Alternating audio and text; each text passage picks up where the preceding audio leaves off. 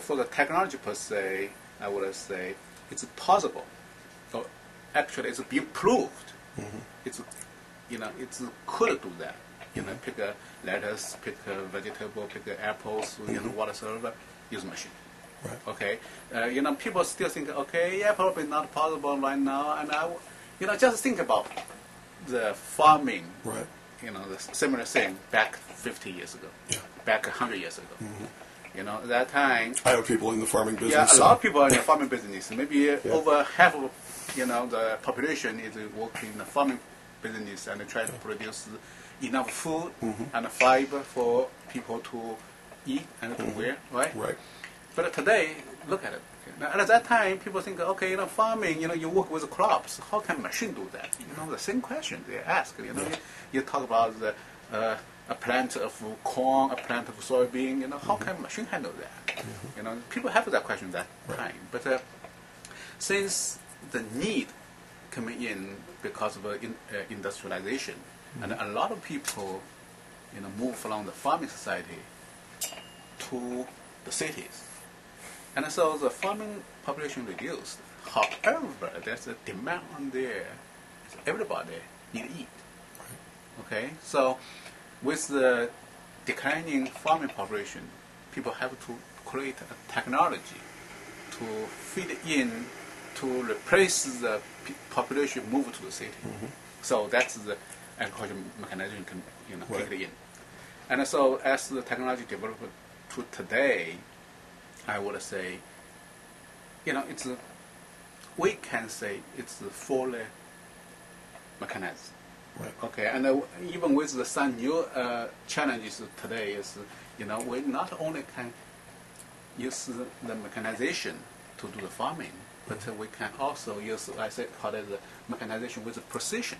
What does that mean? Is, back in 100 years ago, our ancestors, when they're farming, they manage their field, the plant by plant. Right. So they use a hand. Just even today, it's still true in the garden or in some specialty crops. You use handwork and crop by crop. And so now we say, okay, we need a mass production. So we moved away from plant-based management. We go to the use a machine, use a huge machines. Right. And then people think, okay, since we use a machine, we cannot do the specific management based on plan. Each plan. And the answer is now we find, we tell people, no, that's not true. With technology development, we can do that now, which is called the mechanization with precision. What does that mean is using the huge machine, we can still manage the production based on very small area. Right. Okay, and with the more development of the technology, it is possible to manage the production based on each plant. Right. Okay, so that the technology is we are developing the technology. Technology is there, and then to answer your question is the technology is available to do the special farming by machine. It just hasn't been adapted yet? What's the reason? The reason for that is, again, just, we mimic to the situation back 70 years ago, right. 100 years ago, 50, 100 years ago. And it's, population gradually move away from our farm. So we do have the need gradually increase for mechanization. Okay, now today is for those special farming is we still have very compared with the I would say the main crop farming is still with the high percentage, a very small percentage, of course with a high value. Okay, so that's why we still can hire people right. to manage it, to plant it, to pick it, and so forth. But if the trend continue goes, like with less and less farming population, and to a point, we do need more. One farmer need to manage a big land right. of special crop, And at that time, if right now, if we can hire cheap laborers, we can still hire cheap laborers. But to a point, if there's no cheap labor to hire, what can he or she do? Right. They have to rely on the machine. And so I would say is, right now we do not see the technology being adopted. Being adopted is the need is not there yet, or right. the need is not as high yet. Right.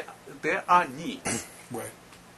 but the needs is not as critical as back 50 years ago. For right.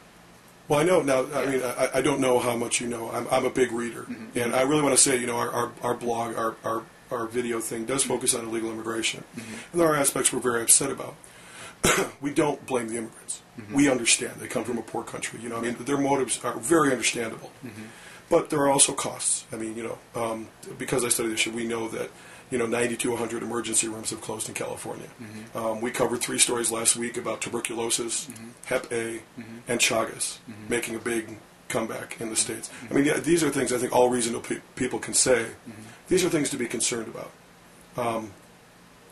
Now, all that to say, I was reading an article, it was actually a PDF from the Oregon Department of Agriculture, something like that. And the phrase that caught my eye, which made me ultimately call you, was they said that due to the slowdown of labor, due to crackdowns at the border, blah, blah, blah, they had been accelerating the production of equipment to harvest specialized crops. Now, one of the questions I wanted to ask you as an expert in the field was, it has been said that the government is not happy with, or has slowed down mechanizing efforts to make sure, in essence, that there are jobs available for people from other countries. Agree, disagree? I don't know. It's in essence a rumor, so I'd really like to throw it at you and see if you know anything about that. Actually, I would say in the past 20 or so years, the government import to agricultural mechanization is not very significant. It's a very small amount of money. It's available for developing new agricultural mechanization technologies. Would you say that if they're not doing anything against it, they're certainly not doing anything to make it happen? Yeah, they're not. Well, I would say not make it happen, but I would say they do not put enough effort to help the technology development. And right now, I would say a lot of those such kind of technology development is sponsored by private companies. Okay. However, I also need to point that out is, I think people are starting to realize the need. Just like you said, the Oregon Department of Agriculture, they think about that. Right. And so the words I heard is USDA now is try to create some new effort to develop technologies for specialty crops. And up to date, I have not seen a program being finalized yet. But I did hear people talk about they try to establish such technologies. For example, a gentleman, I believe his name is called, at the USDA, I don't quite remember his name now. It's at the USDA. Don't say his name. Yeah. He's trying to work very hard, try to push to develop such a kind of program.